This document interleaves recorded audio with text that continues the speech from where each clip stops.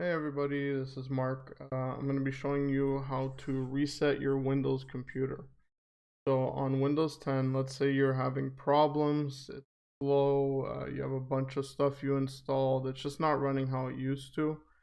Like when you first bought it, you get a lot of errors, stuff like that. You can just go down the start button. You can do a reset. So let me explain this. You go to start button, you go settings, you go to update and security. And under recovery, you're going to have reset this PC. So it says if your PC isn't running well, resetting it might help.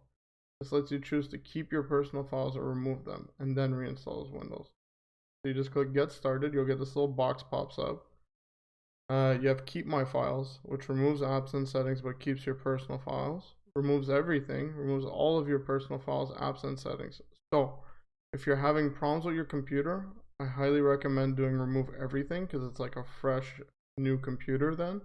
Make sure to back up all your stuff, go to your documents and everything, save it to your USB, wherever you have stuff on your downloads, on your desktop, pictures, videos, whatever, and save it on your USB, something like that. If you're afraid to lose everything and you want to try, you can do keep my files, and then maybe it might fix your problem, but I just usually go to remove everything, so it's like a brand new computer.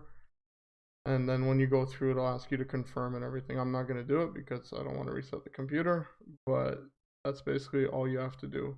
And it'll take, depending on how big your hard drive is, your internet speed, all these things could take 20 minutes, could take 2 hours, so it's definitely depends on your situation. But that's pretty much it. If you like the video, leave a like, and for more content, subscribe, and yeah, see ya.